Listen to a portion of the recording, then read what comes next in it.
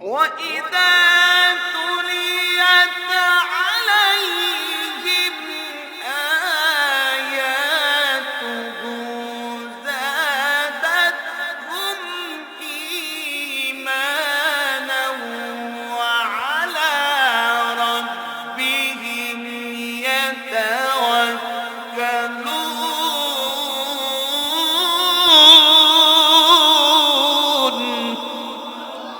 আল্লাহ পাক রব্বুল আলামিন বলেন, বান্দা তোমরা যখন অসুস্থ হয়ে যাও তখন তোমরা ডাক্তারের কাছে যাও, তোমরা যখন অসুস্থ হয়ে যাও তখন তোমরা ওষুধ প্রয়োগ করো, কিন্তু তোমাদের সবচেয়ে দামি যে ইবাদত, সবচেয়ে দামি যে সার্টিফিকেট, সেটা হচ্ছে ঈমান। এই দেহ তো মাটির সাথে মিশে যাবে, কিন্তু ঈমান ছাড়া তোমরা পার পাবা না। তাহলে দেহের জন্য এত কষ্ট করো,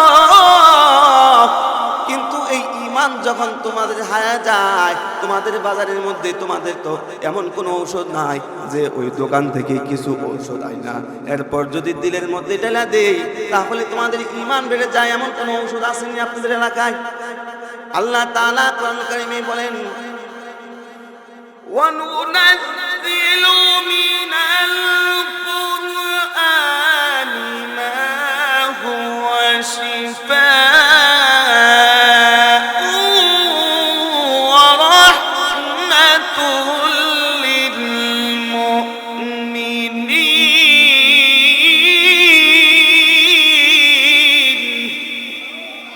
আল্লাহ তাআলা বলে, আমি কোরআনের মধ্যে এমন একটা ঔষধ দিয়েছি, যেই ঔষধটা তোমরা প্রয়োগ করলে আমি আল্লাহ তোমাদের ঈমান বাড়ায় দিই। এজন্য আল্লাহ বলে, তোমরা বেশি করে কোরআন তেলাওয়াত করো, তখন আমি আল্লাহ তোমাদের ঈমানকে আরো বাড়ায় দিই। সুবহানাল্লাহ। আল্লাহ তাআলা বলে, বান্দা তোমার অন্তরের গুনাহগুলো কোনো ফেরেশতাও জানে না, তোমার অন্তরের গুনাহগুলো এতক্ষণ পর্যন্ত কেউ সাক্ষী দেয় নাই। আমি তো অন্তর্যামী খোদা, আমি তো তোমার দিলের খবরও জানি, আমি তো তোমার মনের খবরও জানি। কারণ তুমি যখন যেই কল্পনাই করো, তুমি মনে মনে যদি মানুষকে গালি দাও, তুমি মনে মনে যদি মানুষকে নিয়ে মানুষের ক্ষতির চিন্তা করো, ওই গুনাহটাও আমি আল্লাহ লেখা দেই, ওই গুনাহটাও আমি আল্লাহ লিখছি। এবার আল্লাহ তাআলা হাসরের ময়দানে মানুষকে আমলনামা দিবেন। আমলনামা হবে দুইটা। কয়টা? আল্লাহ তাআলা বলে, ফামান ইয়া'মাল মিসকালা যাররাতিন খায়রান ইয়ারাহ ওয়া মান ইয়া'মাল মিসকালা যাররাতিন শাররান ইয়ারাহ। আল্লাহ পাক রব্বুল আলামিন বলেন, মানুষের আমলনামা হবে দুইটা আমলনামা হবে। একটা হবে ভালো আমলনামা, নেক আমলনামা, আর একটা হবে গুনাহের আমলনামা, বদ আমলনামা। নেক আমলনামা যাদেরকে দেওয়া হবে, ভালো মানুষগুলাকে, এদেরকে ডান হাতের মধ্যে দেওয়া হবে।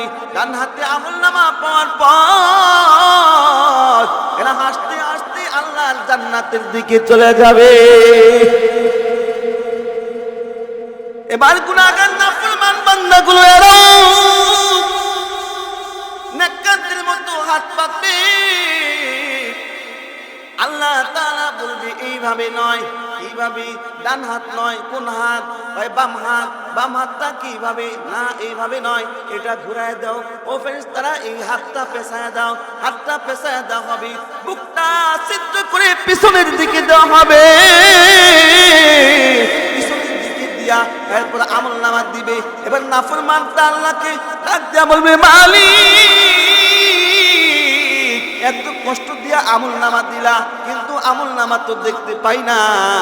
আল্লাহ তাআলা ফেরেশতাদেরকে ডাক দিয়া বলবে, ও ফেরেশতার দল, এর ঘাটটা মুছায় দেওয়া হবে। পিছনের দিকে যখন দেওয়া হবে, এবার ওই নাফরমান বান্দাটা পিছনের দিকে তাকাইয়া হাতের মধ্যে দেখবে এইখানে বড় থেকে বড় গুনাহগুলো লেখা আছে, ছোট থেকে ছোট গুনাহগুলো লেখা আছে। বান্দাটা চিৎকার মারবে আর বলবে, মালি হাযাল কিতাব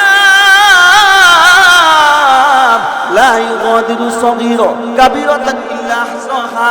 এটা কেমন আমলনামা যে আমলনামার মধ্যে বড় থেকে বড় গুনাহগুলো লেখা আছে, এমনকি ছোট থেকে ছোট গুনাহগুলো লেখা আছে, যেগুলো আমি মনে করছিলাম যে এগুলো গুনাহ না, এগুলো অন্যায় না, এগুলো আল্লাহ লিখবে না, এগুলো কেউ দেখবে না, আল্লাহ দিয়ে এই কথাগুলো এখানে উঠায় দিছে।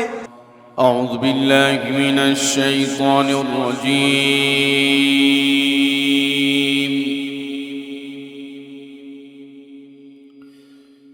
بسم الله الرحمن الرحيم.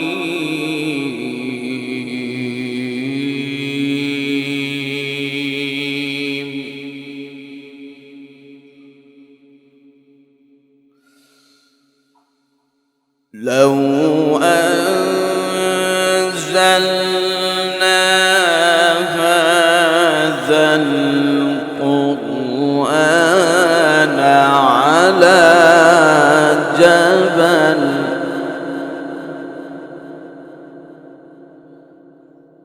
على جبل لرأيته خاشعا متصدعا من خشية الله.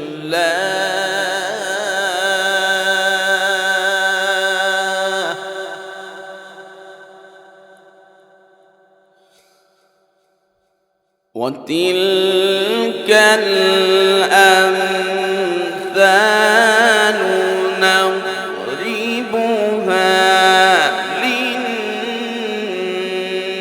للناس لعلهم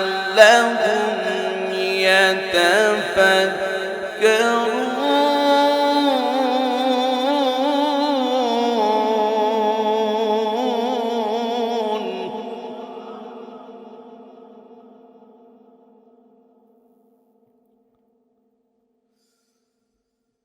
هو الله الذي لا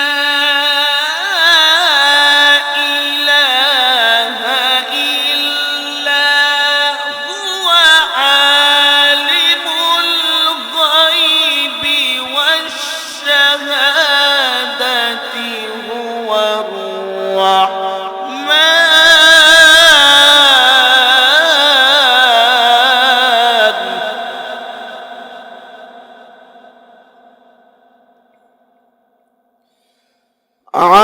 عالم الغيب والشهادة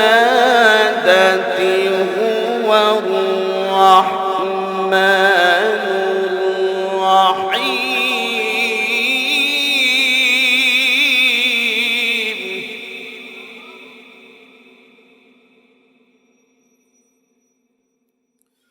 عالم الغيب والشهادة هو الرحمن.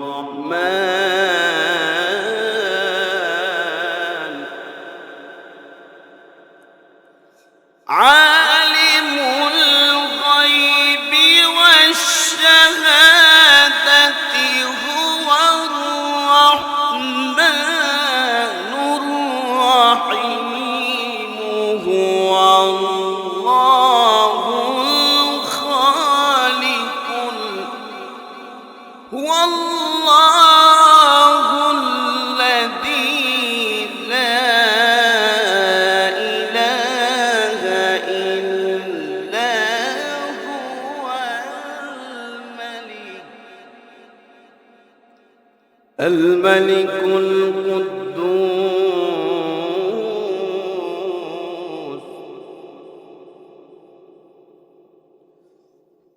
الملك القدوس السلام المؤمن المهيمن العزيز الجبار المتكبر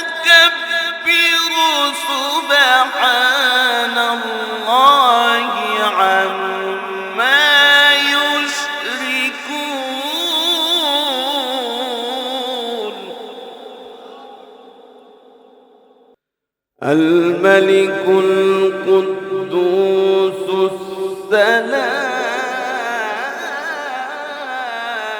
السلام الملك القدوس السلام المؤمن المهيمن العزيز الجبار المتكبر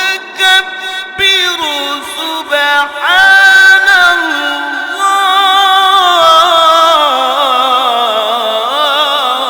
الله سبحان الله عما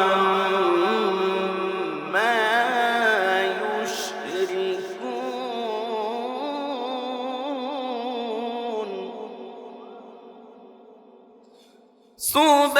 سبحان الله عما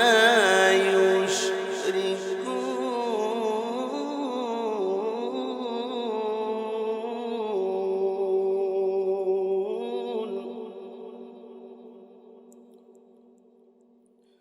سبحان الله عما يشركون هو الله الخالق البارئ المصور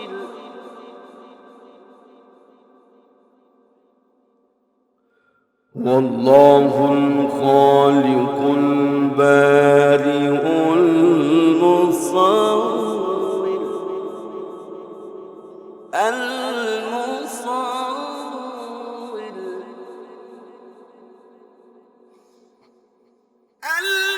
المصور له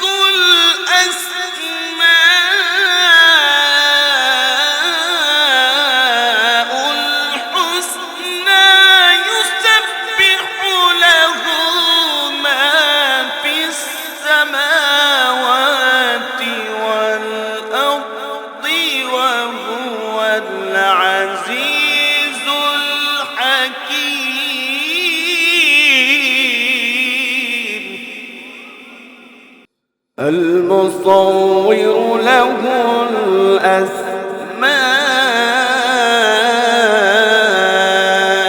الأسماء الحسنى يسبح له ما في السماوات والأرض وهو العزيز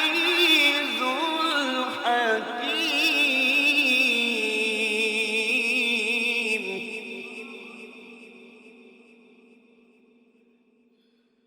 بسم الله الرحمن الرحيم قل هو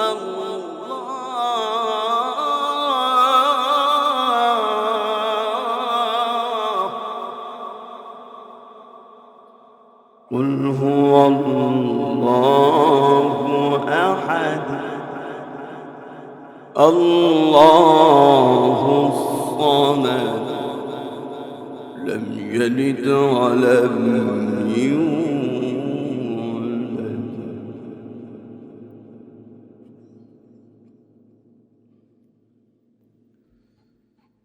قل هو الله أحد الله الصمد لم يلد ولم يولد ولم يكن له كفوا أحد لم يلد ولم يولد ولم يكن له كفوا أحد صدق الله العلي العظيم وصدق رسوله النبي الكريم ونحن على ذلك من الشاهدين والشاكرين قال رسول الله صلى الله عليه وسلم التائب من الذنب كمن لا ذنب له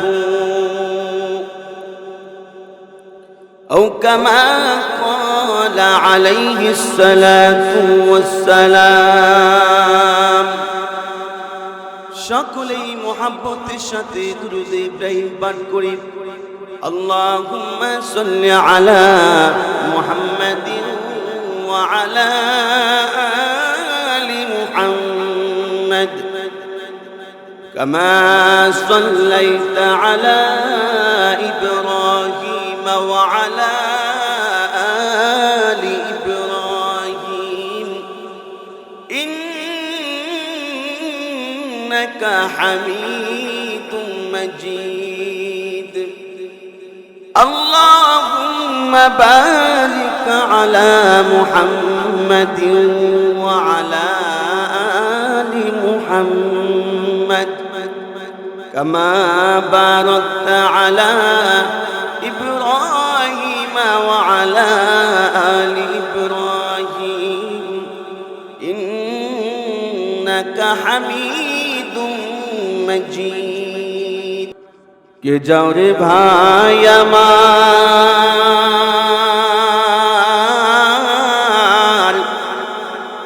কবরের পাশ দিয়া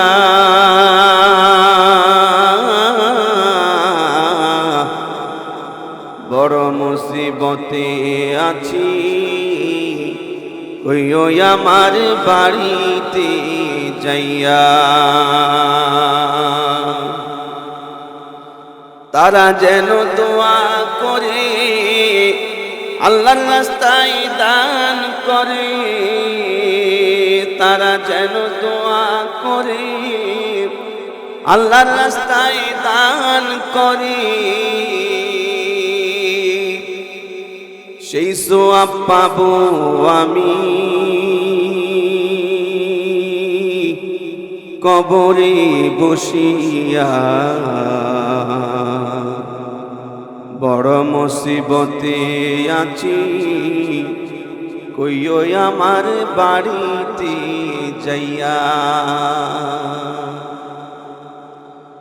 বিষাক্ত সাপগুলি ধ্বংসন করিবে বাঁচার কোনো উপায় নাই রে শত চেষ্টা করে আযাবের পর আযাব হবে কেউ নাই সাথী হবে আযাবের পর আযাব হবে কেউ নাই সাথী রবে সেই খবর কইও তোমরা বাড়িতে গিয়া বড় মুসিবতে আছি কইও আমার বাড়িতে যাইয়া তো আমি এতক্ষণ পর্যন্ত আপনাদের সামনে কোরআনুল কারীম থেকে তেলাওয়াত করেছি, আপনারা শুনেছেন। এই কোরআনুল কারীম হচ্ছে আল্লাহ পাকের পক্ষ থেকে সর্বশ্রেষ্ঠ নিয়ামত আমাদের জন্য। সুবহানাল্লাহ। আল্লাহ তাআলা বলে এই কোরআনের হক হচ্ছে তিনটা। এক নম্বরে কোরআনের হক হচ্ছে কোরআনের তেলাওয়াতের মাধ্যমে কোরআনের হক আদায় করা। কেন? কারণ কোরআন তেলাওয়াতের সাথে আমাদের ইবাদতের সম্পর্ক। এই যে মসজিদের মাহফিল আজকে, মসজিদের সবচাইতে বড় খোরাক কি? মুসল্লি। আর মুসল্লির মূল গুণ কি? নামাজ। কি? নামাজ। তো নামাজের মধ্যে আমাদের যে ইবাদত সবচাইতে দামি ইবাদত, নামাজের যে হক প্রথমেই হচ্ছে কোরআনের হক আদায় করা। আচ্ছা, নামাজ ভঙ্গের কারণ কয়টি? 19টি। নামাজ ভঙ্গের কারণ কয়টি? 19টি। 1 নম্বরে নামাজে অশুদ্ধ পড়া। কেউ যদি নামাজে অশুদ্ধ পড়ে তাহলে তার ফরজ নামাজ হয় না, তার ওয়াজিব নামাজ হয় না, তার সুন্নত নামাজ হয় না, তার নফল নামাজ হয় না, তার কোনো ইবাদতই হয় না। তাহলে আমরা জানলাম 1 নম্বরের নামাজের যে হক আদায় করতে হবে সেটা কিসের মাধ্যমে? কোরআন তেলাওয়াতের মাধ্যমে। এখন আসেন, এই কোরআন তেলাওয়াত করলে শুনলে কি ফজিলত আর কি লাভ? আল্লাহ তাআলা কোরআন কারিমে وَإِذَا قُرِئَ الْقُرْآنُ فَاسْتَمِعُوا لَهُ وَأَنصِتُوا لَعَلَّكُمْ تُرْحَمُونَ।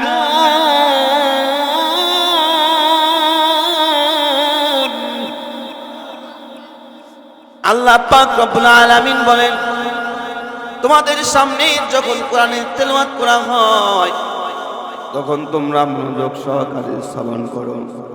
যখন কোরআন মনোযোগ সহকারে শ্রবণ করো তখন আমি আল্লাহ তোমাদের উপর রহম করি। সুবহানাল্লাহ। মালিক যদি কোনো কাজে আমাদের উপর রহম না করে তাহলে বান্দা কোনো কাজের মধ্যে সফলতা পাবে না। আল্লাহ তাআলা আমাদের উপর রহম করার কারণে আমাদের চাকরির মধ্যে আমরা সফল হই। আল্লাহ তাআলা আমাদের উপর রহম করার কারণে আমাদের ব্যবসার মধ্যে আমরা সফল হই। আল্লাহ রহম করার কারণে এখনো পর্যন্ত আমরা জমিনের মধ্যে বেঁচে আছি। কথা বলেন ঠিক না বেঠিক? এজন্য আল্লাহ তাআলা বলে, যখন তোমরা কোরআনের থেকে তেলাওয়াত করো আর যখন তোমরা শোনো তখন আমি আল্লাহ তোমাদের উপর আমি আল্লাহ রহম করি। সুবহানাল্লাহ। 2 নম্বরে আল্লাহ তাআলা বলে, তোমরা যখন কোরআন তেলাওয়াত করো আল্লাহ পাক রব্বুল আলামিন বলেন, আমি আল্লাহ তোমাদের ঈমান বাড়ায় দিই। মানুষ জান্নাতে যাওয়ার জন্য সবচেয়ে বড় যে সার্টিফিকেট ছাড়া মানুষ জান্নাতে যেতে পারবে না, ওই সার্টিফিকেটের নাম কি সবাই বলেন? ঈমান। ঈমান ছাড়া কেউ জান্নাতে যেতে পারবে না। কারো অনেক আমল আছে, কারো অনেক নামাজ আছে, কারো অনেক ইবাদত আছে, কিন্তু ঈমান নাই, এই ব্যক্তি কোনোদিন জান্নাতে যেতে পারবে না। এই ব্যক্তি কোনোদিন জান্নাতে যেতে পারবে না। আবার কোনো ব্যক্তির নামাজ অল্প আছে, নামাজের কিছু ঘাটতি আছে, আমলের কিছু ঘাটতি আছে, কিন্তু ঈমান আছে, এই ব্যক্তি কোনো না কোনো একদিন জান্নাতে যাবে। কথা বলেন ঠিক না ঠিক?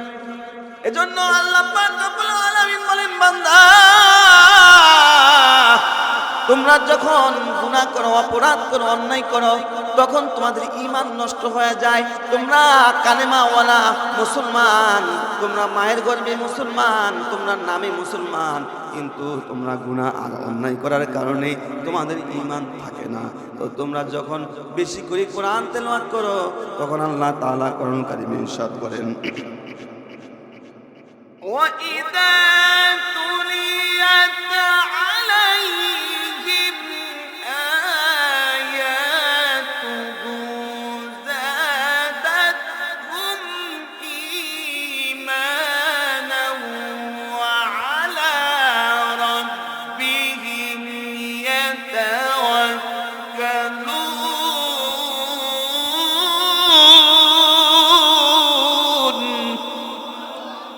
আরো জোরে আওয়াজ করে বলেন আল্লাহু আকবার।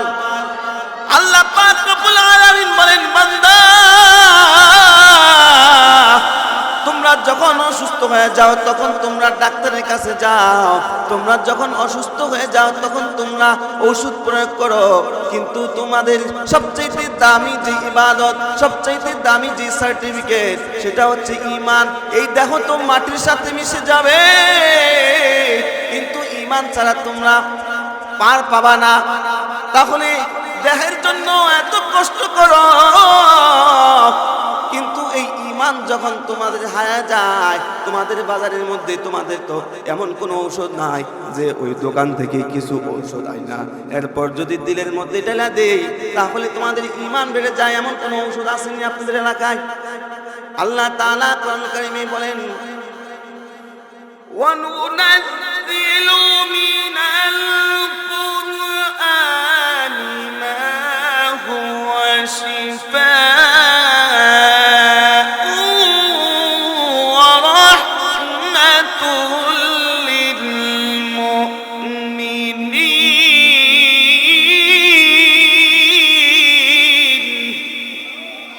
আল্লাহ তাআলা বলে, আমি কোরআনের মধ্যে এমন একটা ঔষধ দিয়েছি, যেই ঔষধটা তোমরা প্রয়োগ করলে আমি আল্লাহ তোমাদের ঈমান বাড়ায় দিই।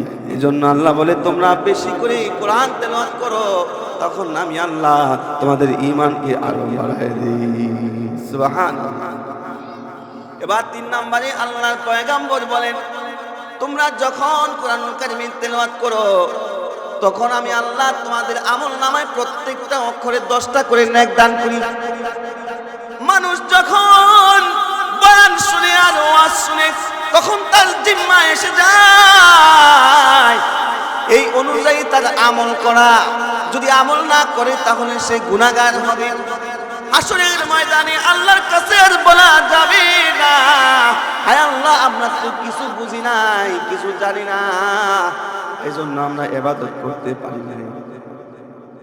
কিন্তু আল্লাহ বলবে, না না, ওই যে মাহফিলে গিয়া তোমরা সবই কিছু শুনছো, সব কিছু জানো, কিন্তু অলসতার কারণে করো নাই।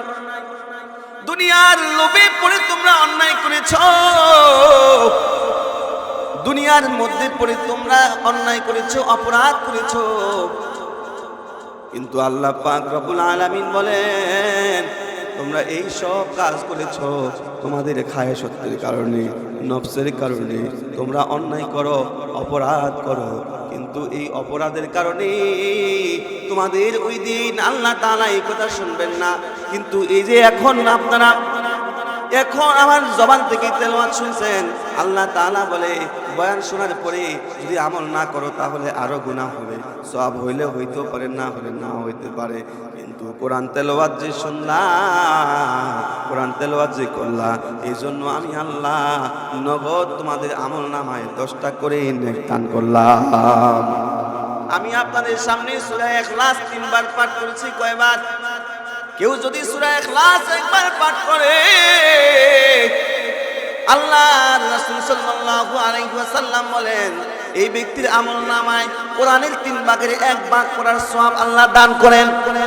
কেউ যদি 2 ভাগ পাঠ করে তাহলে কোরআনের 3 ভাগের 2 ভাগ পাঠ করার সওয়াব আল্লাহ আমলনামায় দিয়ে দেয়। কেউ যদি 3 বার পাঠ করে তাহলে আল্লাহ তাআলা পুরা কোরআন খতম করার সওয়াব আল্লাহ বান্দার আমলনামায় দান করেন। সুবহানাল্লাহ। এজন্য আমি আপনাদের সামনে 3 বার সূরা ইখলাস পাঠ করেছি। 3 বার পাঠ করলে পুরা কোরআন খতমের সওয়াব পাওয়া যায়। যেইভাবে মনে চায় ওইভাবে পড়লে হবে না। আল্লাহর রাসূল সাল্লাল্লাহু আলাইহি ওয়াসাল্লাম বলেন, রব্বুত তাআলিল কুরআনি ওয়াল কুরআনু ইয়ালানা। এমন কোরআনের অনেক পাঠক আছে যারা সওয়াবের মনে করে, সওয়াব মনে করে পড়তেছে, কিন্তু ভুল পড়ার কারণে, অশুদ্ধ পড়ার কারণে তাদের সওয়াবের জায়গায় আরো গুনাহ হয়। এজন্য আল্লাহ তাআলা বলে যে তোমরা কোরআন সহি করে পড়ো, ওয়ারাত্তিলিল কুরআনা তারতিলা। আল্লাহ তাআলা বলে তোমরা তারতিলের সাথে কোরআন তেলাওয়াত করো। এই কোরআনের ফজিলত আল্লাহ তাআলা যারা নাকি কোরআনের তেলাওয়াত করবে তাদেরকে এই নেক আল্লাহ দান করবে। আমি আপনাদের সামনে খুতবার মধ্যে তেলাওয়াতকৃত একটি হাদিস আপনাদের সামনে পাঠ করেছি। আল্লাহর পয়গম্বর বলেন, আত-তাইবু মিনাদ যামবি কামান লা যামবা লাহু। আল্লাহ পাক রব্বুল আলামিন যখন দুনিয়ার জমিনে কোনো মজলিস হয়, যদি কোনো মাহফিল হয়, যদি কোনো অনুষ্ঠান হয়, তখন আসমান থেকে আল্লাহ তাআলা একদল ফেরেশতা পাঠায়। এরা আয়সা দেখে যে এই জায়গার মধ্যে যদি কোনো নেক কাজ করা হয় তাহলে ফেরেশতারা বেষ্টনী দিয়া বসে যায়। আল্লাহ তাআলা আরেক দল ফেরেশতা পাঠায়, এরাও আয়সা এই মসজিদ বেষ্টনী দিয়া বসে যায়। এইভাবে করতে করতে আসমান থেকে অসংখ্য ফেরেশতা চলে আসে, একেবারে আসমান পর্যন্ত থেকে যায়। এরা যারা নাকি এদের ভিতরে বসে আছে, প্যান্ডেলের ভিতরে যারা বসে আছে, আল্লাহ রাসূল সাল্লাল্লাহু আলাইহি ওয়াসাল্লাম বলেন এই ফেরেশতাগুলি প্রত্যেকের আমলনামায় নেক লিখতে আছে। সুবহানাল্লাহ, আওয়াজ করে বলেন সুবহানাল্লাহ। মাহফিল যখন শেষ হয়ে যায়, ফেরেশতারা আল্লাহর কাছে চলে যায়। আল্লাহর কাছে গিয়া বলে, মালিক দেখে আসছিলাম আপনার বান্দারা কোরআনের আলোচনা করতেছে, কোরআনের বয়ান শুনতেছে, আপনার গুণগান করতেছে। এবার আল্লাহ তাআলা ফেরেশতাদেরকে ডাক দিয়া বলে, ও ফেরেশতারা, যারা নাকি আমার গুণগান করে, যারা নাকি আমার জন্য না খেয়ে ওই যে শীতের মধ্যে কুয়াশার মধ্যে কষ্ট করে ফ্লোরের মধ্যে বসে জমিনের মধ্যে বসে যারা নাকি আমার গুণগান করে, বলো তো এদেরকে কি দেওয়া যায়? তোমরা তো তাদের আমল নামায় নেক লেখছো, এখন বলো আমি আল্লাহ কি দিব?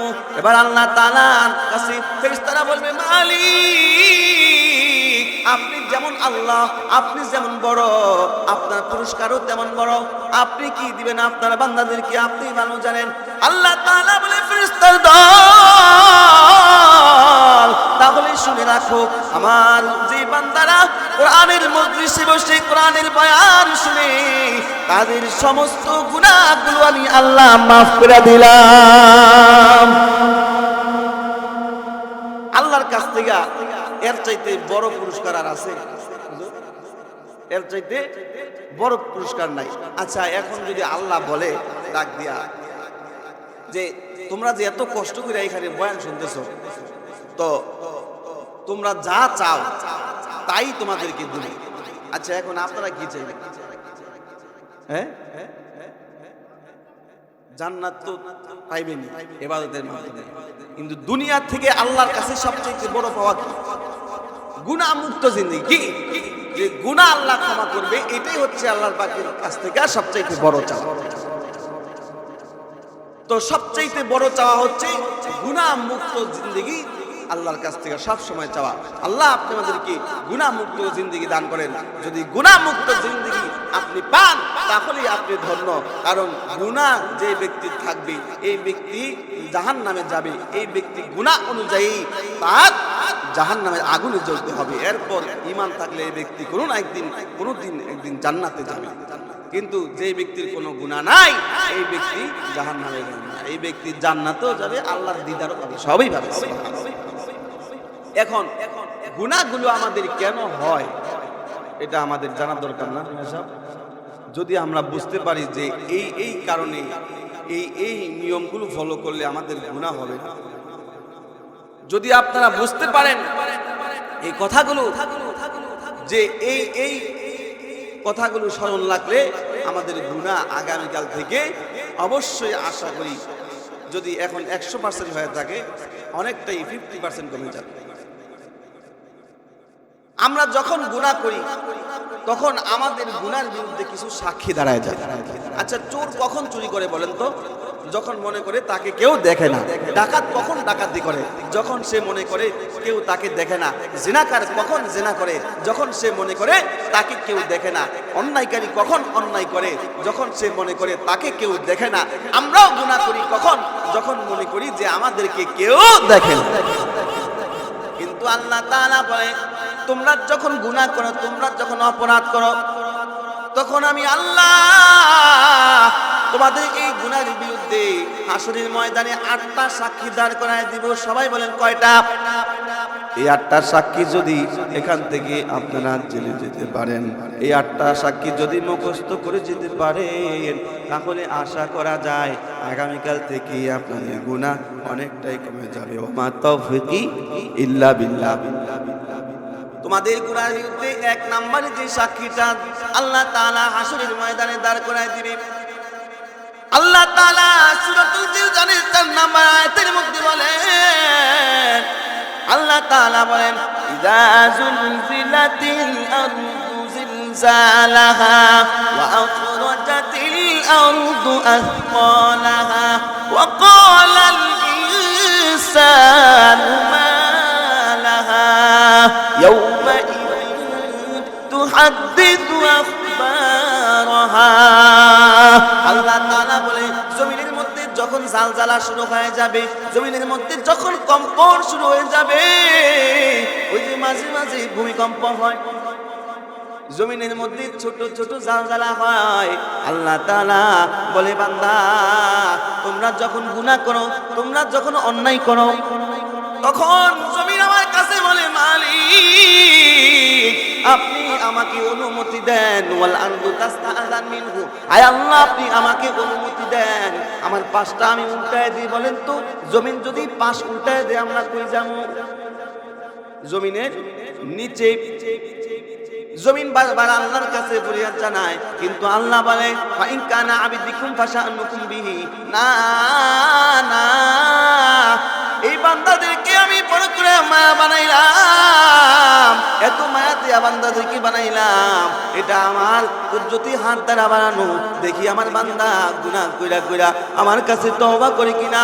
আল্লাহ তাআলা বলে যতই গুনাহ করো আমার বান্দা যদি আকাশ চুম্বি পরিমাণ গুনাহ নিয়েও যদি আমি মালিকের কাছে হাত বাড়ায় বলে মালিক ক্ষমা করে দেন, মাফ করে দেন, আল্লাহ তাআলা ওই সময়ও বান্দার গুনাহগুলো মাফ করে দেয়।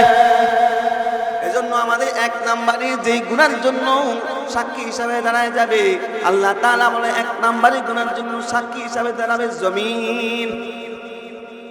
যেই জমিনের মধ্যে বসে আছি, জমিনের কোন জায়গায় কোন অপরাধ করলাম, জমিনের কোন জায়গায় দাঁড়িয়ে গুনাহ করলাম, জমিনের কোন জায়গায় বসে গুনাহ করলাম, জমিনের কোন জায়গায় সে গুনাহ করলাম, আল্লাহ তাআলা বলে জমিন একে একে ফুটে সহকারে আল্লাহ তাআলার সামনে ওই দিন সাক্ষী দিবে কার জমিন কতটুকু দখল করেছি, ক্ষমতা দিয়া, অর্থ দিয়া, আমার শক্তি দিয়া মানুষের জমিন দখল করে নিয়েছে, আছে না নাই? কিন্তু ভাইটা ছিল দুর্বল, কিছু বলতে পারে নাই। যে ব্যক্তি দুর্বল হোক দুনিয়ার জমিনে বলতে পারে নাই, বলেন তো বলার জায়গা একটা আসেনি আসরের মাঠ, যেই জায়গার মধ্যে বিচারক থাকবেন একজন, সকলে আওয়াজ করে বলেন কে? আল্লাহ তাআলা বলে বান্দা ওই দিন আর লুকানির কোনো বাও নাই। এই যে ক্যামেরায় রেকর্ড হয়, এটা যদি ডিলিট না করে তাহলে কিয়ামত পর্যন্ত ইউটিউবের মধ্যে থাকবে। তাহলে আল্লাহ তাআলা বলে বান্দা তোমার ক্যামেরায় যদি তোমাকে ভিডিও ধারণ করে কিয়ামত পর্যন্ত তোমাকে দেখায়, তুমি যখন মনে চায় দেখতে পারো। তো আমি তো আল্লাহ, এই ক্যামেরা বানানোর ক্ষমতা আমি আল্লাহ মানুষকে দিছি। বলেন তো ওই আল্লাহর এই মানুষের গুনাহগুলো ধারণ করে রাখার ক্ষমতা আছে না নাই? আল্লাহ তাআলা বলে এক নাম্বার তোমার গুনাহের বিরুদ্ধে যারা যাবে সাক্ষী হিসাবে জমিন। এবার অনেকে আছে আসরের মাঠে দাঁড়ায় বলবি আল্লাহ আমি গুনাহ করি নাই, আমি অপরাধ করি নাই, আমি অন্যায় করি নাই, জমিন আমার বিরুদ্ধে মিথ্যা সাক্ষী দিচ্ছে, জমিন আমার বিরুদ্ধে মিথ্যা কথা বলছে।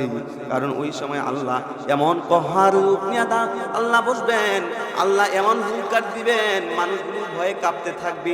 ওই সময় বাঁচার জন্য যত মিথ্যা কথা আছে, যত ভাবে মিথ্যা কথা বলা যায়, বান্দা বলতে থাকবে।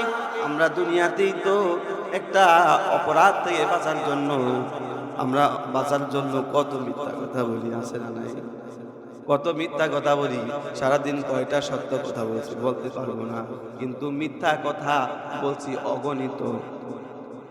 এত মিথ্যা কথা বলছি, মিথ্যা বলতে বলতে দেহটাই মিথ্যার দেহ হয়ে গেছে। কথা বলেন ঠিক না বে ঠিক? কিন্তু আল্লাহর পয়গম্বর বলে মিথ্যার মধ্যে কোনো জয় নাই। আসিদিকু ইউজিওয়াল কিযবু ইউরিক, মিথ্যাবাদী কোনোদিন জয়ী হতে পারে না। এবার আল্লাহ পাক রব্বুল আলামিন বলে বান্দা না না, মাত্র তোমার সাক্ষী গেছে একটা, আরো তো সাক্ষী রয়ে গেছে কয়টা? সবাই বলেন কয়টা? 7টা। এবার 2 নাম্বারে তোমার গুনাহের বিরুদ্ধে যে সাক্ষীটা দাঁড়ায় যাবে, আল্লাহ তাআলা সূরাতুল ইয়াসিনের 65 নম্বর আয়াতে আল্লাহ তাআলা বলে, اليوم نختم على أفواههم وتكلمنا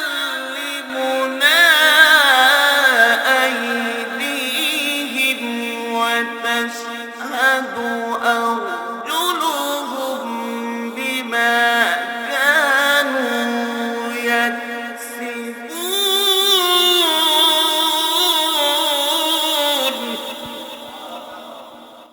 আল্লাহ পাক রব্বুল আলামিন বলেন, ফেরেশতাদেরকে ডাক দিয়ে বলবেন, আল্লাহ এই ফেরেশতার দল এই নাফরমানের জবানটা বন্ধ করে দে। এবার কি হবে? আল্লাহ তাআলা বলে, আলিয়ামা নাখতিম, তার জবান বন্ধ করে দে। ওয়া তুকাল্লিমুনা আইদিহিম, তার হাত কথা বলবে। 2 নম্বরে যে সাক্ষী হবে, এই সাক্ষীটার নাম কি? হাত। এই হাত তার বিরুদ্ধে সাক্ষী দিবে।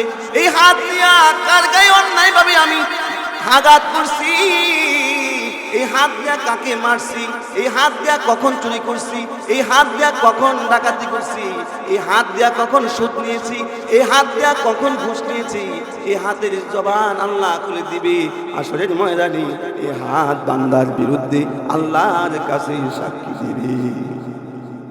আল্লাহ তাআলা বলে, বান্দা ছুটার মতো কোনো বাও নাই, হাত তোমার বিরুদ্ধে সাক্ষী দিবে। এবার ওই হাসরের ময়দানে এমন কিছু মানুষ থাকবে যাদের হাত নাই। দুনিয়ার জমিনে আসেনি এমন মানুষ, হাত ছাড়া মানুষ আসেনি। হাসরের ময়দানে এই মানুষগুলো বলবে, আমাদের তো হাত নাই, বেঁচে গেলাম। আল্লাহ তাআলা বলে, বান্দা মাত্র সাক্ষী গেছে তোমার 2টা, কয়টা? আরো সাক্ষী রয়ে গেছে কয়টা? 6টা। এবার আল্লাহ তাআলা সূরা ইয়াসিনের 65 নম্বর আয়াতের মধ্যে আবার আরেকটা সাক্ষী বলেন, আল-ইয়াউমা নাখতিমু আলা আফওয়াহিহিম ওয়া তুকাল্লিমুনা আইদিহিম ওয়া তাশহাদু আরজুলুহুম বিমা কানু ইয়াকসিবুন। আল্লাহ পাক রব্বুল আলামিন বলেন, বান্দা এবার 3 নম্বরে তোমার বিরুদ্ধে যে সাক্ষীটা দাঁড়ায় যাবে, ওই সাক্ষী হবে তোমার 2 পা। এই পা দিয়া হেঁটে হেঁটে তুমি কোন জায়গায় গিয়া গুনাহ করেছো? এই পা দিয়া তুমি কি মাহফিল শোনার জন্য গেছো নাকি? এই পা দিয়া তুমি নাটক দেখার জন্য, সিনেমা দেখার জন্য সিনেমা হলে গিয়েছো? এই পা দিয়া হেঁটে হেঁটে তুমি কোন কাজ করার জন্য, কোন গুনার জন্য কোথায় গিয়েছো? এই পা হাসরের ময়দানে পায়ের সাক্ষীর জন্য পাই যথেষ্ট হয়ে যাবে। বিশ্বাস হয়নি? বিশ্বাস হয়? একটাও কি আমার কথাই গুলো? কার কথা? আল্লাহর কথা। আল্লাহর কথা কোনো মিথ্যা হতে পারে? আল্লাহর কোরআনের কথা কোনো মিথ্যা নয়। কোন ব্যক্তি যদি আল্লাহর এই কোরআনকে অসত্য মনে করে, কোন ব্যক্তি যদি আল্লাহর এই কোরআনের মধ্যে ভুল খুঁজতে যায়, তাহলে বুঝতে হবে এই ব্যক্তির ঈমান নাই। কথা বলেন ঠিক না ঠিক? এজন্য আল্লাহ তাআলা যখন এই কোরআন আমাদের মধ্যে পাঠিয়েছেন, আল্লাহ শুরুতেই বলেছেন, আলিফ লাম মিম যালিকাল কিতাবুল লা রাইবা ফি, এটা এমন কিতাব যে কিতাবের মধ্যে কোনো সন্দেহ নাই। ভুল তো থাকবে দূরের কথা, কোনো সন্দেহ পর্যন্ত নাই। প্রত্যেকটা কিতাব, প্রত্যেকটা বই যখন লেখক লেখে, বাজারে যখন ছাড়ে, তখন সে তার প্রথম পৃষ্ঠার মধ্যে লেখা দেয় যে যদি ভুল পান তাহলে এই নাম্বারে যোগাযোগ করে ধরিয়ে দেবেন। আছে না নাই? কিন্তু আমার আল্লাহ প্রথমেই আল্লাহ তাআলা বলে দিয়েছেন, এটা এমন কিতাব যে কিতাবের মধ্যে ভুল থাকবে তো দূরের কথা, কোনো সন্দেহ পর্যন্ত এই কিতাবের মধ্যে নাই। সুবহানাল্লাহ। এমন একটা কিতাব আল্লাহ তাআলা আমাদেরকে আল্লাহ দান করেছেন। এজন্য আল্লাহ বলে, আর রহমান আল্লামাল কুরআন খলাকাল ইনসান। আল্লাহ তাআলা বলে আমি রহমান, আমি দয়াময় আল্লাহ। আল্লামাল কোরআন খলাকাল ইনসান, কোরআন শিক্ষা দিয়েছি, এরপর মানুষ বানিয়েছি। সুবহানাল্লাহ। আল্লাহর কাছে মানুষ হচ্ছে দুই প্রকার। কয় প্রকার বলেন? এক প্রকার মানুষ যারা নাকি জন্মগতভাবে মানুষ, হাতে পায়ে মানুষ, হাতে পায়ে মানুষ, জন্মগতভাবে মানুষ, বংশগতভাবে মানুষ। তো ইহুদি নাসারা তারাও নাকি, বিধর্মীরাও পর্যন্ত এরাও তো মানুষ, কিন্তু এই মানুষের দাম আল্লাহর কাছে নাই। আল্লাহ তাআলা বলে আর রহমান আল্লামাল কোরআন খলাকাল ইনসান, যারা নাকি কোরআন শিখে মানুষ হয়েছে এরাই হচ্ছে আমি আল্লাহর কাছে মানুষ। এরাই হচ্ছে আমি আল্লাহর কাছে মানুষ, যারা কোরআন শিখছে। যারা কোরআন শিখে নাই, কোরআনের আচরণ যার মধ্যে নাই, কোরআনের ইলম আমল যার মধ্যে নাই, এই ব্যক্তি আমি আল্লাহর কাছে মানুষ হতে পারে না। দুনিয়ার মানুষের কাছে মানুষ হতে পারে, কিন্তু আমি আল্লাহর কাছে এই ব্যক্তি মানুষ না। সাক্ষী কয়টা হয়েছে বলেন তো? তিনটা। কি কি? এক নম্বরে জমিন, দুই নম্বরে হাত, তিন নম্বরে মাশাআল্লাহ মুখস্থ হয়েছে। তার মানে মানুষ যেই গজনে হয়েছে, যদি এইগুলো মুখস্থ রাখতে পারেন তাহলে কি ওয়াজ সফল। নবীজি অনেক সময় একজন সাহাবীকে নিয়ে নবী বয়ান করছে। সুবহানাল্লাহ। একজন সাহাবীকে নিয়ে বয়ান করছে, কিন্তু একজন সাহাবী এর উপর আমল করছে। হাজার হাজার অসংখ্য লক্ষ লক্ষ মানুষ যদি শ্রোতাও যদি হয় আমার সামনে, কিন্তু যদি এই কথাগুলোর উপর আমল না করে তাহলে এর মধ্যে কোনো ফায়দা নাই। কিন্তু কেউ যদি একজনও হয় শ্রোতা, কিন্তু এই ব্যক্তি যদি আমল করে তাহলে ওই লক্ষ মানুষের চাইতে এই ব্যক্তির দামই আল্লাহর কাছে বেশি। এবার আল্লাহ পাক রব্বুল আলামিন বলেন বান্দা, দুনিয়ার মধ্যে অনেক মানুষ আছে যাদের হাত নাই, পাও নাই, আছে না নাই? এরা তো বলবে আল্লাহ আমাদের তো হাত নাই, আমাদের তো পাও নাই, আমরা তো বেঁচে গেলাম। এবার আল্লাহ তাআলা বলে বান্দা তোমার তো এখনো সাক্ষী হয়ে গেছে আরো 5টা। কয়টা? আল্লাহ তাআলা এবার 4 নম্বরে যে সাক্ষীটার কথা আল্লাহ তাআলা বলে সূরা হামিম সেজদার, সূরা হামিম সেজদার 20 নম্বর আয়াতের মধ্যে আল্লাহ তাআলা বলে শাহিদা আলাইহিম সামউহুম ওয়া আবসারুহুম ওয়া জুলুদুহুম বিমা কানু ইয়ামালুন।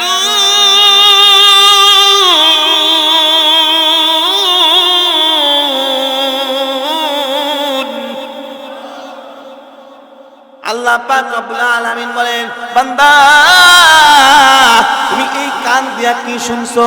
এই কান দিয়া তুমি কি হেডফোন লাগায়া লাগায়া গান শুনছো? এই কান দিয়া তুমি কি অন্যায় করছো, কি অপরাধ করছো? হাসরের ময়দানে আমি আল্লাহর কাছে এই কান সাক্ষী হবে। আল্লাহ পাক রব্বুল আলামিন বলেন এই কান দিয়া যে গুনাহ করছো কানের জবান আল্লাহ খুলে দিবে। বলেন তো যে মাওলা দুনিয়ার জমিনে দুই চোয়ালের মধ্যবর্তী দিয়া কথা বলার ক্ষমতা দিতে পারে, ওই আল্লাহ কি এই কানের ক্ষমতা দিতে পারে কি পারে না? ঈমান আপনাদের আছে তো? বিশ্বাস আছে তো আপনাদের? আল্লাহ পাক রব্বুল আলামিন বলেন বান্দা দুনিয়ার জমিনে তোমাকে আমি কথা বলার সুযোগ দিয়েছি, তাহলে আমি আল্লাহ কি তোমার কান দিয়া কথা বলার সুযোগ দিতে পারি না? এবার আল্লাহ তাআলা বলে বান্দা তোমার এই কান তোমার বিরুদ্ধে হাসরের ময়দানে সাক্ষী দিবে। এবার আল্লাহ তাআলা বলে 5 নম্বরে তোমার বিরুদ্ধে যে সাক্ষী দিবে এই সাক্ষী হবে তোমার দুই চোখ। কি? এই চোখ দিয়া তুমি কোন অন্যায় করলা, এই চোখ দিয়া তুমি কোন অপরাধ করলা, এই চোখ দিয়া তুমি বিন্নারির দিকে তাকাইলা, এই চোখ দিয়া সিনেমা দেখলা, এই চোখ দিয়া নাটক দেখলা, এই চোখ দিয়া অর্ধ উলঙ্গ নারী দেখলা। আল্লাহ পাক রব্বুল আলামিন বলেন হাসরের ময়দানে আল্লাহ তাআলা চোখের জবান খুলে দিবে, চোখ আল্লাহর কাছে কথা বলবে, চোখ বলবে আল্লাহ এই গুনাহ করেছে বান্দা, এই গুনাহ করেছে, এই গুনাহ করেছে, এই অন্যায় করেছে। চোখ আল্লাহর কাছে সাক্ষী দিবে। আল্লাহু আকবার। চোখ কথা বলবে। সাক্ষী কয়টা হইছে? কয়টা? 5টা। 1 নম্বরে আবার রিপিট করেন, মুখস্থ করেন ক্লাসের মতো। 1 নম্বরে জমিন, 2 নম্বরে হাত, 3 নম্বরে 4 নম্বরে কান, 5 নম্বরে চোখ। এখন আরো সাক্ষী আছে কয়টা? হাসরের ময়দানে এমন অনেক মানুষ থাকবে যাদের কান নাই, চোখ নাই। আছে না নাই? মানুষ অন্ধ, চোখে দেখে না, কানে শুনে না, বয়রা আছে না নাই? যদিও তাদেরকে নিয়ে বাজে মন্তব্য করা যাবে না, কারণ সকলেই বলেন চোখ দেওয়ার মালিক কে, কান দেওয়ার মালিক কে, হাত দেওয়ার মালিক কে, পা দেওয়ার মালিক কে। এজন্য এমন কিছু মানুষ আছে জমিনে যাদেরকে আল্লাহ তাআলা অঙ্গহানি বানিয়ে রেখেছেন। এই মানুষগুলোকে দেখলে টিটকারি করা যাবে না, বাজে কথা বলা যাবে না, কারণ আল্লাহ আপনাকে আমাকে দিছে। তাকে দেখা আল্লাহ পাকের শুকরিয়া আদায় করতে হবে। কথা বলেন ঠিক না বেঠে? শুকরিয়া আদায় করতে হবে যে আল্লাহ তাকে দেয় নাই, আমাকে দিছে। এমন শুকরিয়া আল্লাহর কাছে যদি করেন, আল্লাহ তাআলা বলে আমার নিয়ামতের শুকরিয়া তোমরা যখন বেশি বেশি করে করো, তখন আমি আল্লাহ তোমাকে আরো নিয়ামতে বাড়াই দেব। সুবহানাল্লাহ। লা ইন শাকারতুম লা আযীদান্নাকুম ওয়া লা ইন কাফারতুম ইন্না আযাবি লাশাদীদ। আল্লাহ পাক রব্বুল আলামিন বলেন তোমরা যখন নিয়ামত পাইয়া, তোমরা যখন এই নিয়ামতের উপর শুকরিয়া আদায় করো, তখন আমি আল্লাহ তোমাদের নিয়ামত আরো বাড়ায় দেই। আর যদি নিয়ামতের না শুকরিয়া করো, তখন তোমাদেরকে আমি আযাবে পরিণত করব, আযাবে পতিত করব, তোমাদেরকে আরো আযাবের মধ্যে ফেলে দেব। এজন্য যখন যতটুকুই সামনে আসে এই নিয়ামতের শুকরিয়া আদায় করা, কারণ নিয়ামতের শুকরিয়া যখন আদায় করবেন, তখন আল্লাহ এগুলোর উপর আরো রহমত করবেন। সাক্ষী কয়টা হয়েছে? কয়টা হয়েছে সাক্ষী? 6টা। এবার আল্লাহ তাআলা 6টা না 5টা, 6 নম্বরে আল্লাহ তাআলা যে সাক্ষীটার কথা বলেছেন, সেই সাক্ষীটা হবে আমার গায়ের চামড়া। চামড়া যে সাক্ষী দিবে, এটা কোনোদিন পরিকল্পনা বা চিন্তা আপনারা করেছেন? হাসরের ময়দানে নাফরমান গুলো বলবে রে চামড়া, তুইও আমার বিরুদ্ধে কিভাবে সাক্ষী দেস? এবার চামড়া আল্লাহর কাছে বলবে, চামড়া বান্দাকে বলবে আনতাকুন আল্লাহুল্লাযী আনতাকু কুল্লা শাই, আনতাকুন আল্লাহুল্লাযী আনতাকু কুল্লা শাই। ওই দিন চামড়া বলবে, চামড়া বলবে এরে মানুষ, এরে নাফরমান, তোমাকে যে আল্লাহ তোমাকে কথা বলার ক্ষমতা দিয়েছে, তোমার 2 চোয়ালের মধ্যবর্তী জায়গা দিয়া যে আল্লাহ তোমাকে কথা বলার সুযোগ দিয়েছে, ক্ষমতা দিয়েছে, ওই আল্লাহ আমাকে কথা বলার ক্ষমতা দিয়েছে। সুবহানাল্লাহ। ওই আল্লাহ আমাকে কথা বলার সুযোগ দিয়েছে, ক্ষমতা দিয়েছে। এবার আল্লাহ তাআলা বলে 3 নাম্বার, এবার আল্লাহ তাআলা বলে 7 নম্বরে তোমার গুনার বিরুদ্ধে যে সাক্ষীটা দাঁড়ায় যাবে, ওই সাক্ষীটা হবে তোমার 2 কাঁধের 2 সম্মানিত ফেরেশতা। আছে না নাই? বিশ্বাস হয় আপনাদের? হ্যাঁ, কারণ এই 2টা তো দেখা যায় না। বিশ্বাস না করে উপায়ও নাই। যে বিশ্বাস না করবে এই ব্যক্তির ঈমান নাই। কেন? কারণ এটা আল্লাহ যে কোরআনে বলছে, আল্লাহর কোরআনের মধ্যে যা আছে এগুলোর উপর যদি কেউ বিশ্বাস না করে, তাহলে তার ঈমান থাকবে? বলেন তো। কেউ যদি অস্বীকার করে, তাহলে তার ঈমান থাকবে না।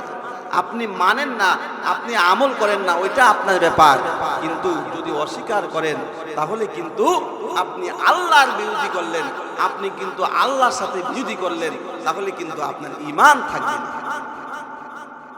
এজন্য আল্লাহ তাআলা এই কথাটাও আল্লাহ সূরা ইনফিতরের আল্লাহ 11 নম্বর আয়াতের মধ্যে বলে, কিরামান কাতিবিনা ইয়া'লামুনা মা তাফআলুনা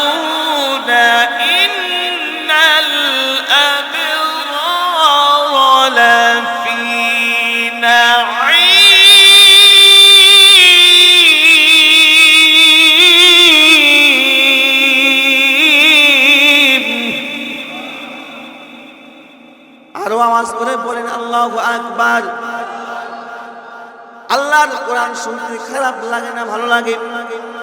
ওই মানুষগুলোর কাছে আল্লাহর কোরআন ভালো লাগে না যেই মানুষগুলোর ভিতরে ঈমান নাই, ঈমান যাদের দুর্বল, এদের কাছে কোরআনের আওয়াজ ভালো লাগে না, এদের কাছে কোরআন তেলাওয়াত ভালো লাগে না, এদের কাছে কোরআনের বয়ান ভালো লাগে না। ওই মানুষগুলোর কাছে ভালো লাগে যেই মানুষগুলোর ভিতরে ঈমান আছে। কথা বলেন ঠিক না বেঠিক? এবার আল্লাহ তাআলা বলে, তোমার কাঁধের মধ্যে দুইজন ফেরেশতা, এই দুইজন ফেরেশতা তোমার বিরুদ্ধে, একজন তোমার আমলগুলো লিখতেছে, নেক কাজগুলো লিখতেছে, আরেকজন তোমার বদ কাজগুলো লিখতেছে, তোমার গুনাহগুলো লিখতেছে। এরা লেখেন, এরা দেখেন, এরা শুনেন। এদের কাজ কয়টা? তিনটা। এরা লেখেন, এরা দেখেন, এরা শুনেন। এতক্ষণ পর্যন্ত যে কথাগুলো বলছি প্রত্যেকেই অঙ্গ অঙ্গ করে সাক্ষী দিছে। এখন এই ফেরেশতারা তারা দেখছেও, লেখছেও, আবার শুনছে। কারণ ফেরেশতাদের কোনো খাওয়া নাই, কোনো ঘুম নাই, কোনো পড়া নাই, কোনো হাজত নাই, ফেরেশতাদের কোনো কাজ নাই। ফেরেশতাদের একটাই কাজ, শুধুই মাত্র যে ফেরেশতাকে আল্লাহ তাআলা বানিয়েছেন, পাঠিয়েছেন তোমার লেখার জন্য, আরেকজন ফেরেশতা পাঠিয়েছেন তোমার গুনাহগুলো লেখার জন্য। তবে আল্লাহ তোমার উপর কতটুকু, আমার উপর কতটুকু রহমান। আল্লাহ তাআলা যখন আমরা গুনাহ করি তখন আল্লাহর সাথে সাথে গুনাহটা ফেরেশতাদেরকে লিখতে দেন না। সুবহানাল্লাহ। যখন নেক কাজ করি তখন সাথে সাথে নেকটা লেখা হয়ে যায়। যখন আমরা গুনাহ করি তখন গুনাহটা সাথে সাথে লেখা হয় না। ডান কাঁধে ফেরেশতা, বাম কাঁধে ফেরেশতাকে বলে, ও ফেরেশতা দল, এখন এই গুনাহটা তোমরা লিখো না। কারণ আল্লাহ তাআলা মানা করছে তাদেরকে তওবা করার সুযোগ দিয়েছে। একবার, দুইবার, তিনবার পর্যন্ত দেখি, তিনবার পর্যন্ত দেখি এই গুনাহটা সে ছাড়ে কিনা। তিনবারের পরে ওই গুনাহটা লেখা হয়। আর নেক কাজ একবার করার সাথে সাথেই লেখা হয়। এজন্য আল্লাহ তাআলা বলে, বান্দা কুল ইয়া ইবাদিয়াল্লাযীনা আসরাফু আলা আনফুসিহিম লা তাকুনাতু মির রাহমাতিল্লাহ। বান্দা গুনাহ করে, অপরাধ করে, অন্যায় করে তুমি তোমার উপর জুলুম করেছো। আমরা যখন গুনাহ করি, অপরাধ করি, অন্যায় করি, এটা শুধু আমার নিজের উপরে আমি অন্যায় করলাম, অপরাধ করলাম। গুনাহ করার কারণে আরেকজনের হক মারছি, আরেকজনের জায়গা দখল নিয়েছি, আরেকজনকে আঘাত করেছি, তাকে মারছি, আরেকজনকে কষ্ট দিয়েছি। এটা তার উপর ক্ষণিকের জন্য হয়তো সে একটু কষ্ট পাবে, কিন্তু আল্লাহ তাআলা বলে, না না, তুমি গুনাহ করে, অপরাধ করে তুমি তোমার নিজের উপরে জুলুম করলা। সবচাইতে বড় জুলুম মানুষের উপর নয়, সবচাইতে বড় জুলুম আল্লাহর উপর নয়, সবচাইতে বড় জুলুম মানুষ করে নিজের উপর গুনাহ করে। কথা বলেন ঠিক না? নিজের উপর জুলুম করে মানুষ সবচাইতে বড় গুনাহ করে, সবচাইতে বড় অপরাধ করে। গুনাহ করে সবচাইতে জুলুম হচ্ছে মানুষের নিজের উপরে নিজে জুলুম করে। এজন্য আল্লাহ তাআলা বলে, কুল ইয়া ইবাদিয়াল্লাযীনা আসরাফু আলা আনফুসিহিম লা তাকুনাতু মির রাহমাতিল্লাহ। তুমি গুনাহ করেছো, অপরাধ করেছো, অন্যায় করেছো, নিজের উপর জুলুম করছো। ওই যে মাহফিলে গেছো, মাহফিলে যাওয়ার পর বয়ান শুনছো, কোরআনের আলোচনা শুনছো, এখন তোমার বুঝ আসছে, এখন তোমার বুঝ আসছে, এখন যদি তুমি তওবা করো, আল্লাহ তাআলা বলে, ইয়া আইয়ুহাল্লাযীনা আমানু তুবু ইলাল্লাহি তাওবাতান নাসুহা। আল্লাহ তাআলা বলে, বান্দা তোমাকে আমি সুযোগ দিয়েছি, তওবা করো। তওবা যখন করো তখন আমি আল্লাহ তোমার গুনাহগুলো ক্ষমা করে দেই। আমি আল্লাহ দুনিয়ার মধ্যে তোমার জন্য রহমত। তুমি যত গুনাহ করো, তুমি গুনাহ করার কারণে আমি আল্লাহ রহমত, কিন্তু এই তওবার দরজা একদিন বন্ধ হয়ে যাবে। ওই দিন আমি আল্লাহ আর রহমত তোমার জন্য থাকবো না, তোমার জন্য আমি আর রহম করব না। দুনিয়ার জমিনে যত গুনাহ করো আমি রহমান, তোমার জন্য আমি রহমান, ওই সময় আমি ক্ষমা করে দেই। আল্লাহ নিজেই বলে, কুল ইয়া ইবাদিয়াল্লাযীনা আসরাফু আলা আনফুসিহিম লা তাকুনাতু মির রাহমাতিল্লাহ। ওই সময় আমি তোমার উপর রহমত, কেমন রহমত? আল্লাহ তাআলা বলেন ইন্নাল্লাহা ইয়াগফিরুদ যুনুবা জামিআ, যতই গুনাহ করো, যতই অপরাধ করো, ওই সময় আমি আল্লাহ তোমার গুনাহগুলো ক্ষমা করে দেই। সুবহানাল্লাহ। আল্লাহ তাআলা বলেন তোমরা যখন অন্যায় করো, অপরাধ করো, তখন সাথে সাথেই তোমাদের গুনাহ লেখা হয় না, আল্লাহ সুযোগ দেয় তওবা করার। এই যে মাহফিলগুলো, এই মাহফিলে আসলে আল্লাহ তওবা করলে আল্লাহ গুনাহ ক্ষমা করে দেয়। এজন্য আল্লাহ তাআলা ফেরেশতাদেরকে বলে, ও ফেরেশতার দল, সাথে সাথে কিন্তু তোরা গুনাহ লিখবি না, সাথে সাথে তোরা গুনাহ লিখবি না, একবার দুইবার তিনবার। এরপরে আল্লাহ ডান কাঁধের ফেরেশতাকে বলে, ও ফেরেশতারা তোমরা নেক লেখো।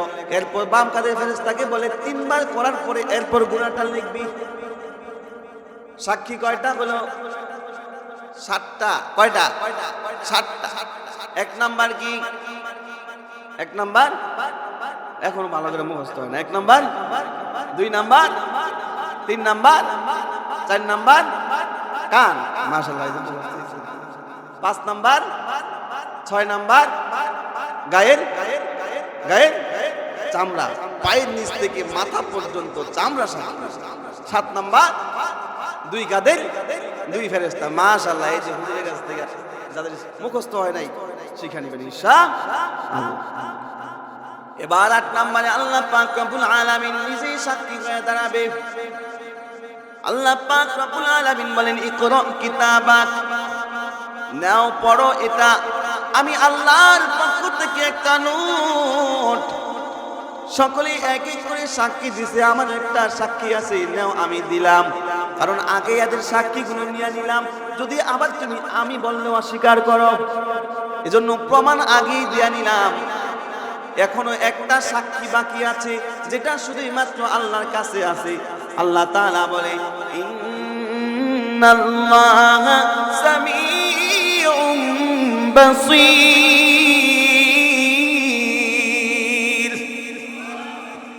আল্লাহ তাআলা বলে, বান্দা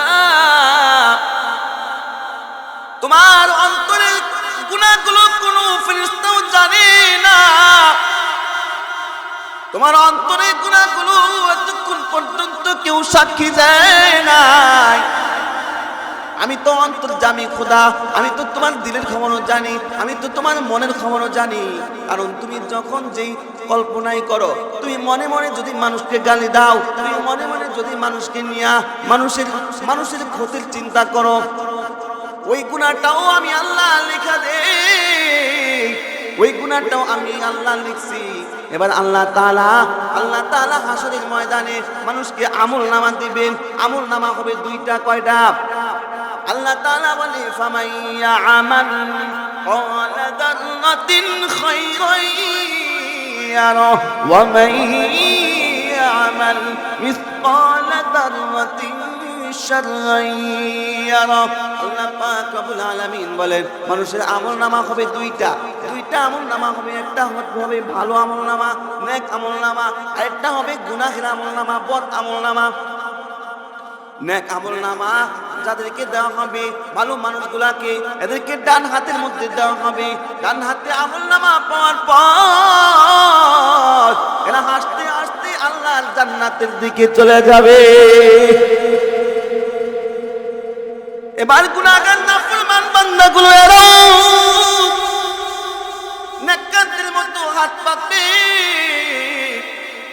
আল্লাহ তাআলা বলবে, এইভাবে নয়, এইভাবে ডান হাত নয়, কোন হাত? ভাই বাম হাত। বাম হাতটা কিভাবে? না, এইভাবে নয়, এটা ঘুরায় দাও। ও ফেরেশতারা, এই হাতটা পেছায় দাও। হাতটা পেছায় দেওয়া হবে, বুকটা ছিদ্র করে পিছনের দিকে দেওয়া হবে।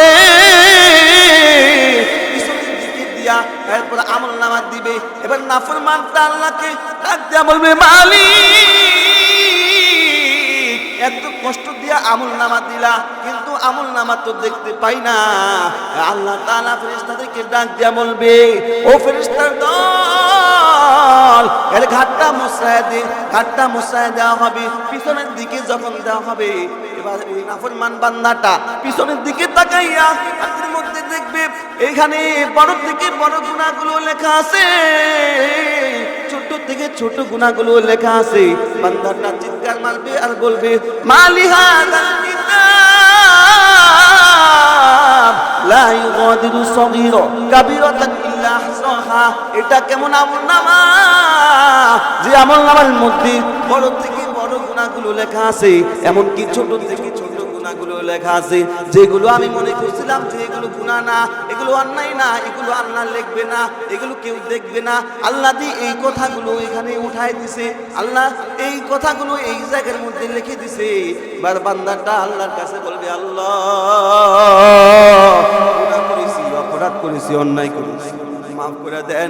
আল্লাহ তাআলা বলবে না না, আল্লাহ তাআলা বলে খুযুহু ফাগুল্লু তুমাল জাহিমা সাল্লু। ও ফেরেশতারা ধর, শক্ত করে আজকে ধর।